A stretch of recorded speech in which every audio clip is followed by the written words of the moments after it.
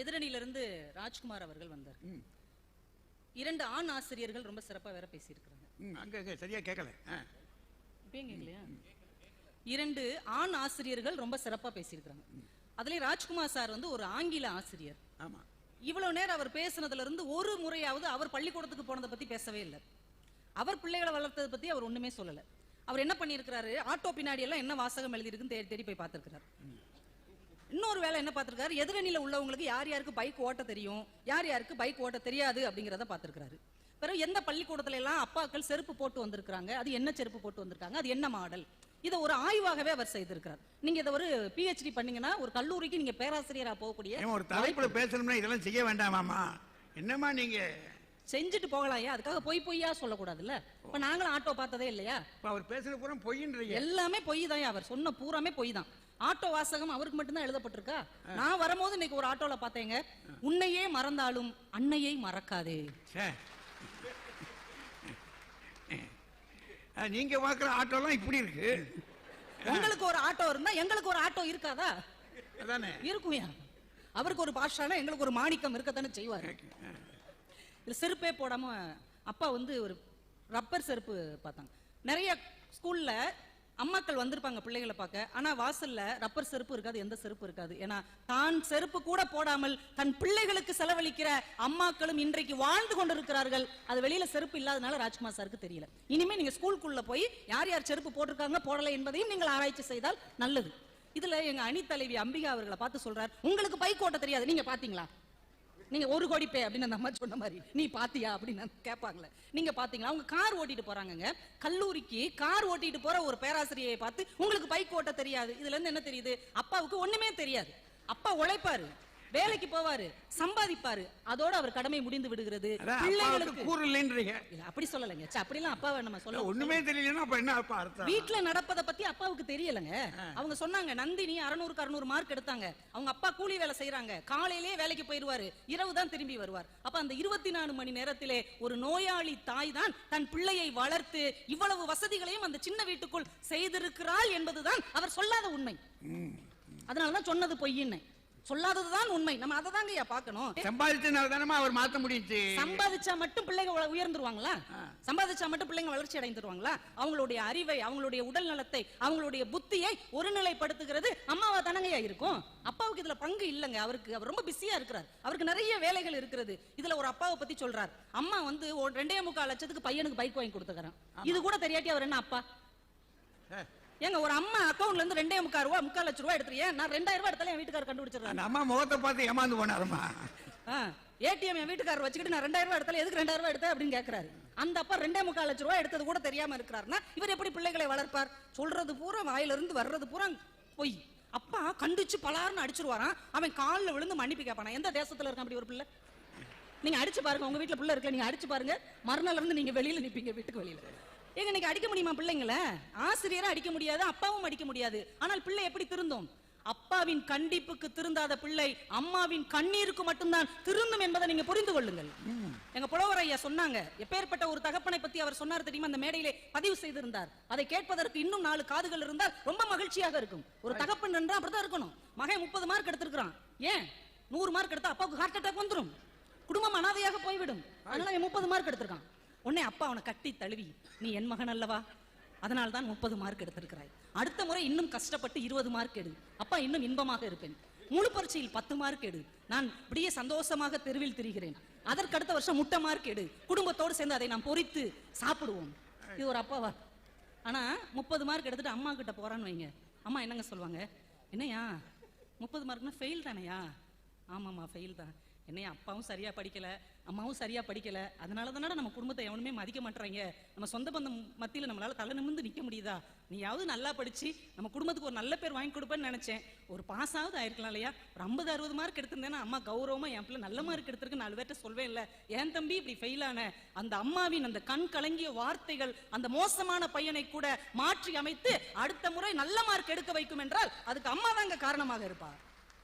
ஆண் ஆசிரியர்கள் இதுல பெருமை, ஆசிரியர் தானே பெருமை தான். இதுல ஆண் ஆசிரியர் என்ன தனி பெருமை உங்களுக்கு வேண்டி கிடக்கு? காமராஜரை பார்த்தீர்களா அப்படிங்கிறார். நீங்க காமராஜருடைய அம்மாவை பார்த்தீர்களா? காமராஜருங்க சின்ன வயசுலயே அப்பாவை இழந்துட்டார்.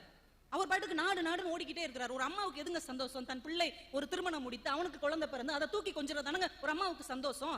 அந்த வயது வரும்போது மகன்கிட்ட கேட்கறாங்க, டே கல்யாணம் முடிச்சுக்கோடா, நாடு நாடுன்னு ஓடாதடா, கல்யாணம் முடிச்சுக்கோ. அப்ப காமராஜர் சொல்றாயம்மா, எனக்கு கல்யாணத்துல விருப்பமே இல்லம்மா, நான் இந்த நாட்டுக்காக உழைக்க போறேன், நீ ரொம்ப தொந்தரவு பண்ணேன்னா நான் சத்து போயிருவேன் அப்படின்ட்டார். சிவகாமி தாயார் தன் பிள்ளையின் தியாக உணர்வை புரிந்து கொண்டு மற்ற தாய் மாதிரி இல்லாம தன் மகிழ்ச்சியை தியாகம் செய்தால். அதனாலதான் ஒரு கவிஞன் எழுதினான், அன்றைக்கு கர்ணனை குந்தி தேவி ஆற்றில் விட்டாள், அதற்கு பின் காமராஜரை சிவகாமி நாட்டில் விட்டார். கர்ணனை தேரோட்டி எடுத்துக்கொண்டான், காமராஜரை தேசமே எடுத்துக்கொண்டது என்று சொன்னான் என்றால், அந்த சிவகாமி தாயார் என் பிள்ளை கல்யாணம் முடிச்சு நல்லா வாழணும்னு நினைக்காம தேசத்துக்காக என் பிள்ளையை நான் அர்ப்பணிக்கிறேன்னு சொன்ன அந்த உணர்வு எவ்வளவு பெரியது. இப்படி பேசிக்கிட்டே இருக்கிறீங்களே பயங்கரமா. ஐயா, நாளா இவங்கள மாதிரி ரொம்ப பேச விரும்பலங்கய்யா, நான் சுருக்கமாவே பேசி நான் முடிச்சுக்கிறேன். இப்போ சமீபத்தில் ஒரு சில வருடங்களுக்கு முன்னாடிங்கய்யா, ஜார்க்கண்ட் மாநிலத்தில் ராஜ்புரா அப்படின்னு ஒரு நகராட்சி, அதுல 30 வருஷமா துப்புரவு பணியாளரா சுமித்ரா தேவின்னு ஒரு அம்மா வேலை பார்த்தாங்க. துப்புரவு பணியாளரா ரொம்ப சிறப்பா வேலை பார்த்தாங்க. ஒரு நாள் கூட லீவ் எடுக்காம, தாமதமாக வராம, ரொம்ப உள்ளார்ந்த அன்போட அந்த வேலையை செஞ்சிருக்காங்க. அதனால அவங்களுக்கு ஒரு சின்ன பிரிவு உபச்சார கூட்டம் நடத்துறாங்க அந்த நகராட்சியில் உள்ள எல்லாருமே. ஒரு சின்ன மீட்டிங். அந்த மீட்டிங்ல கொஞ்சம் பேர் வந்திருக்காங்க. மீட்டிங் தொடங்குற நேரத்துல திடீர்னு பீகார் மாநிலத்தில் இருக்கிற ஒரு மாவட்ட ஆட்சியாளர் திடீர்னு வந்து சேர்றாரு.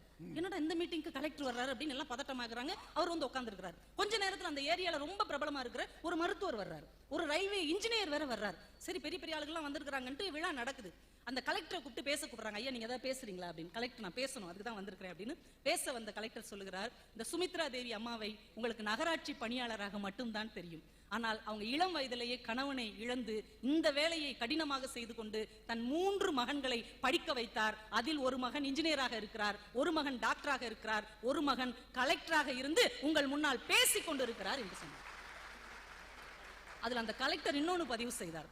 இதுல எங்க அம்மாவை பத்தி நாங்க பெருமை அடைகிற விஷயம் என்ன தெரியுமா, நாங்க 3 பேருமே மிக உயர்ந்த நிலைமைக்கு வந்துட்டோம். அப்ப எங்க அம்மா கிட்ட சொன்னோம், இந்த வேலையை இனிமே நீ பார்க்க வேண்டாமா, வீட்டுல உட்காந்து ராணி மாதிரி இரு, நாங்க சம்பாதிச்சு போடுறோம்ல. அப்ப என் தாய் சொன்னா, இல்லடா, நாம கஷ்டப்பட்ட போது இந்த வேலை தான் நமக்கு சோறு போட்டது, இதை நான் கடைசி வரைக்கும் செய்வேன். நாங்க அந்த அர்ப்பணிப்பு உணர்வு தான் யான் கடமையில் சரியாக இருப்பதற்கு காரணமாக இருக்கிறது என்று அந்த கலெக்டர் பதிவு செய்தார். என்றால் ராஜ்குமார் சார் ஒரு வார்த்தை சொன்னார், அப்பா என்பவர் திரி மாதிரி, அம்மா என்பவர் மெழுகு மாதிரி. திரி தன்னையே எரித்து காணாமல் போய்விடும், மெழுகு அப்படியே கிடைக்கும். அப்படித்தான் இங்கே ஒரு திரி தான் எரிந்து காணாமல் போய்விட்டது. ஆனால் அந்த மெழுகு திரியே இல்லாமல் தன்னை உருக்கி உருக்கி உருக்கி 3 பிள்ளைகளை சிலைகளாக உருவாக்கி இருக்கிறது என்றால் தாயின் தியாகம் தந்தையின் தியாகத்தை விட ஒரு படி உயர்ந்தது என்பதை ரொம்ப பணிவோடு சொல்லிக்கொண்டு வாய்ப்பு கொடுத்த அத்துணை நல்ல உள்ளங்களுக்கும் நன்றி கூறி விடைபெறுகிறேன். நன்றி, வணக்கம். ஏற்கனவே பாதி கேட்க மாட்டேங்குது. மைக்காரர் எங்களை பார்த்து சிரிக்கிறாரு. இதுல எனக்கு ஒரே ஒரு விஷயம்தான் கேட்டது, எங்க அணி முழுக்க பொய் சொல்றாங்கன்ற. அப்படின்னு சொல்றாங்க. நாங்க 3 பேருமே பொய் சொல்றதுல PhD வாங்கின ஆளுங்க. அதுல பெரிய PhD முதல்ல இருக்கிறாரு, நடுவுல இருக்கிறவர் சின்ன PhD. நான் இப்பதான் படிச்சுக்கிட்டு இருக்கிறேன். ஆண்களை பத்தி குறைவாக பேசுவது என்பது இப்ப பெண்களுக்கு வாடிக்கையாகவும் வேடிக்கையாகவும் போய்விட்டது. சமீபமாக இப்ப பேசிய கவிதா ஜவஹர் அதற்கு விதிவிலக்கு இல்லை.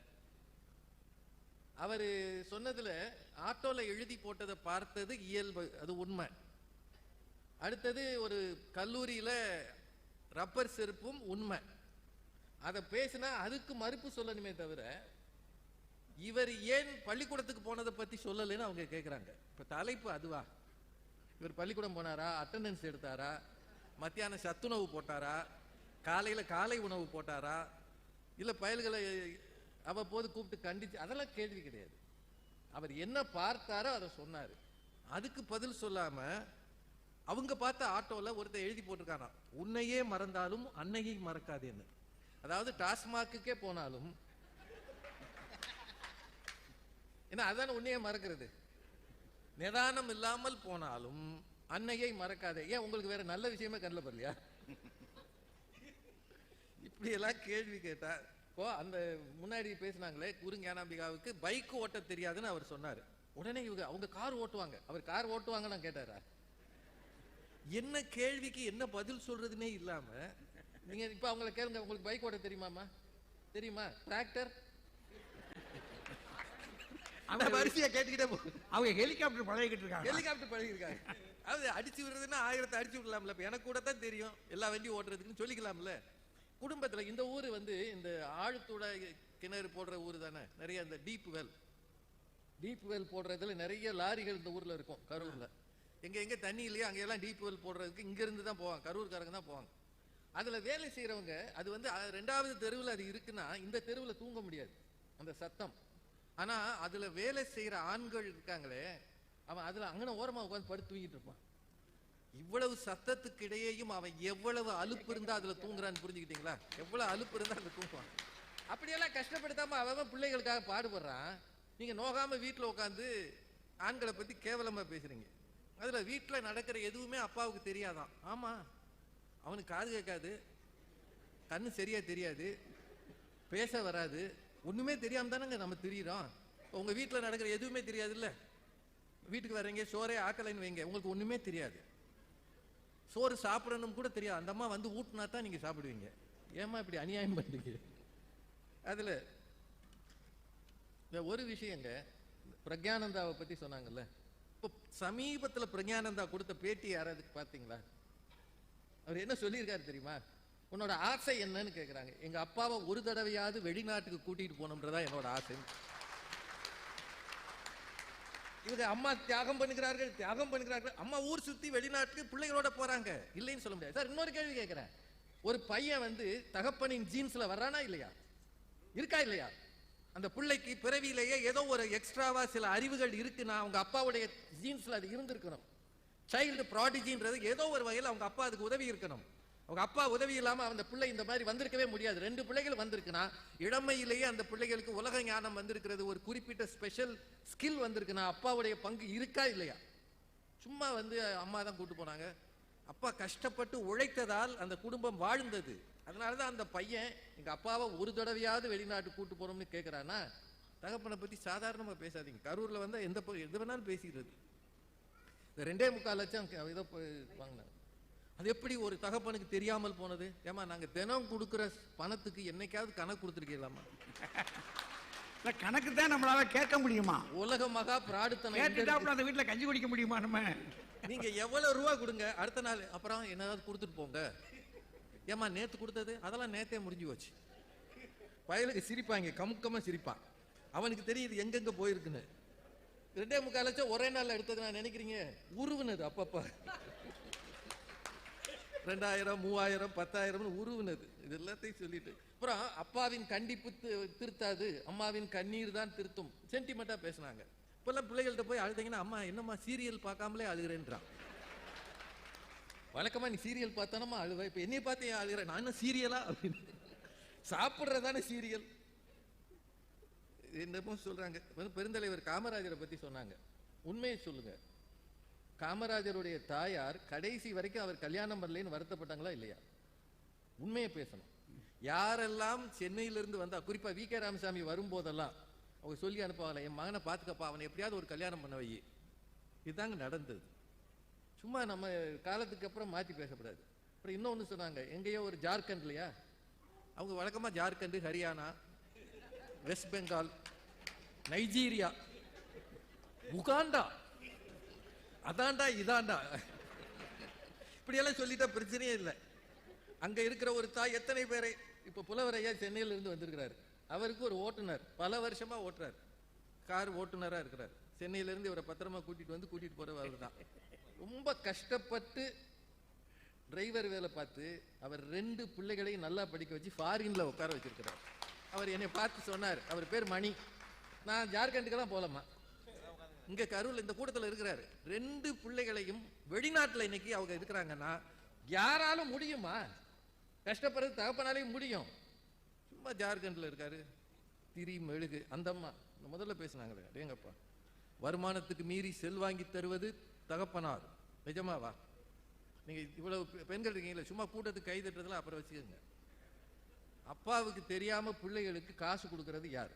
இதுக்கு நேர்மையா பதில் சொல்லுங்க. இல்லம்மா நீங்க அப்புறம் வீட்டுக்கு போனேன்னா உங்களுக்கு தூக்கம் வராது. நம்ம ஒரு பொது இடத்துல போய் சொல்லிட்டோமே, அதாவது கண்ணீர் விடுக்கிற தாயா இருந்தா தூக்கம் வராது. இப்போ வாட்ஸ்அப்லயும் ஃபேஸ்புக்லயும் ஒரு செய்தி சமீபத்தில் வந்தது. வடநாட்டுல, அதே வடநாடு தான் உங்க ஜார்க்கண்ட். பூ கட்டுகிற ஒரு தாய், பூ கட்டி கோயில் வாசல்ல விற்கிற ஒரு தாய் ஐபோன் வாங்குற கடைக்கு வந்தாங்க பையனை கூட்டிட்டு. அந்த ஐபோன் நெருக்கி 1 லட்சம் ரூபாய். அது என் மகன் ரொம்ப விரும்புறான்னு வாங்கி கொடுத்தாங்க. அதை பத்தி செய்திகள் நிறைய விமர்சனங்கள் வந்தது, கமெண்ட்ஸ் வந்தது. பல பேர் சொன்னாங்க, உன் குடும்ப நிலைமை என்ன, தினசரி பூ கட்டி தான் நீ குடும்பம் நடத்துற, நீ உன் பிள்ளைக்காக இவ்வளவு காஸ்ட்லியா செலவழிக்கலாமா, நீ ஒரு நல்ல தாயான்னு நிறைய பேர் போட்டுருந்தான். தகப்பனால அப்படி செய்ய முடியாது, அவன் தான் கடை வாங்குறான், அவனுக்கு தெரியும். பிள்ளைகள் மீது அன்பை செலுத்துவதன் மூலம் செல்லம் கொடுக்கிறது அம்மாக்கள் தான் பிள்ளைகளை கெடுக்கிறாங்கன்றது உண்மையா இல்லையா? அப்புறம் இன்னொன்னு சார், அப்பாக்கள் ரோல் மாடலா இருந்து கெடுக்கிறாங்கன்னு அவங்க சொன்னாங்க. கொஞ்சம் பேர் குடிக்கிறாங்க, கொஞ்சம் பேர் தவறான வேலைகளுக்கு போறாங்க. ஆனா உங்ககிட்ட நேர்மையா கேட்கிறேன், இந்த ஊர்ல எல்லாரும் குடிகாரர் இருக்கலாம், எல்லாரும் குடிகாரர் இருக்கலாம், எல்லாரும் தவறான இடத்துக்கு போறாங்களா, எல்லாரும் ரம்மி சர்க்கிள் விளையாடுறானா? இல்ல இல்ல, அவ கண்ணீர் விட்டு உழைக்கிறான். கரூர் மாதிரி ஊர்ல வந்து ஒவ்வொரு நேரத்தையும் காசாக்குகிற ஒரு ஊர் இது. தமிழக வரலாற்றுல கரூர் சைலண்டா எவ்வளவு புரட்சி பண்ணிட்டு இருக்கு தெரியுமா? இப்ப பைய வாங்கியிருக்கீங்களே, அதுல இருக்கிறது எத்தனை ஆண்களின் உழைப்பு தெரியுமா? இந்த மாதிரி விதவிதமான பொருட்கள் இங்க இருந்து கிடைக்குது. நிஜமா சொல்றேன், நான் நிறைய புத்தக கண்காட்சி பார்த்திருக்கோம். இவ்வளவு அழகான ஒரு பை போட்டு கொடுத்தது மறைச்சு வச்சுட்டாங்க. கரூர் புத்தக திருவிழான்னு அது கரூருடைய விசேஷங்கள்ல ஒன்று இல்ல, ரொம்ப விசேஷமானது. அப்புறம் இன்னொன்று ஒன்று மட்டும் சொல்லிடுறேன். இந்த பேரண்ட்ஸ் மீட்டிங்கு போறது ஆண்களா பெண்களான்னு ஒரு கேள்வி வந்தது. அந்த பெண்கள் தாங்க அதிகம் போவாங்க. அதுக்குன்னு ஒரு மேக்கப் போட்டு அடிக்கடி நான் ஸ்கூலுக்கு போறேனே, எனக்கு ஒரு 2 saree வாங்கி தரீங்களா? இதெல்லாம் முன்னாடி காலம். saree வாங்கி தர்றீங்களா? அது முன்னாடி காலம். இப்போ ஆன்லைன்ல ஆர்டர் பண்ணி அது வந்து வீட்டில் பொத்து பொத்துன்னு விழுந்து அதை திரும்பி ரீபேக் பண்ணி நம்ம அனுப்பி, ஏன்னா ஆன்லைன்ல ஆர்டர் பண்ணும்போது அழகா தெரியும், வீட்டுக்கு வந்த பிறகு கேவலமா இருக்கும். அதாவது மேக்கப் கலைத்த மணப்பெண் மாதிரி இருக்கும். அது இதை திருப்பி அனுப்பி விட்டு இவ்வளவும் பண்றது யாரு? தயவு செய்து சொல்லுங்க. ஒண்ணு மட்டும் சொல்லி நிறைவு செய்கிறேன். அப்பாவின் குறைகளை அப்படியே ஏதாவது 1-2 இருந்தா பிள்ளைகள் முன்னாடி சொல்லுகிற தாய் பிள்ளைகளுக்கு நல்ல வழி காட்டுபவரா? இந்த கேள்வியை நீங்க எல்லாரும் கேட்டுக்கணும்.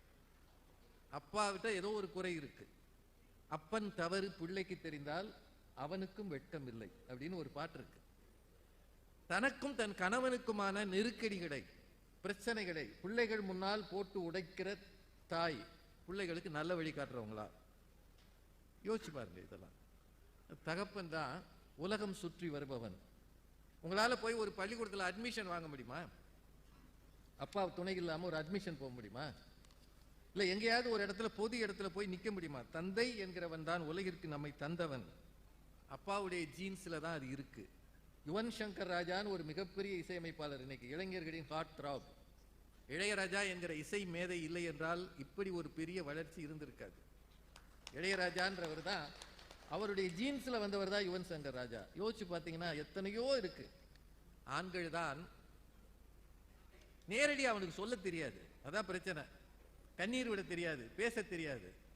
ஆனால் அவர்கள் காட்டுகிற அன்பும் அக்கறையும் இருக்கிறதே, அதுதான் பிள்ளைகளுக்காக தன்னை உருக்கி கொண்டு உழைப்பது. ஒரு நாளும் சுயநலம் இல்லாமல், அம்மா சொல்லி காட்டுகிற அளவு சொல்லி காட்டாமல் சைலண்டாக இயங்குபவர்கள் தகப்பன்மார் தான். அவங்க தான் ஒழுக்கத்தின் அடையாளம், அவங்க தான் ஞானத்தின் அடையாளம், அவங்க தான் உயர்வின் அடையாளம். அம்மா உடலை வளர்க்கிறார், அப்பா அவன் உயர்வை தீர்மானிக்கிறார் என்று சொல்லி மிகவும் இனிமையாக கேட்ட உங்கள் அத்தனை பேருக்கும் நன்றி சொல்லி வணங்கி விடைபெறுகிறேன். நன்றி, வணக்கம்.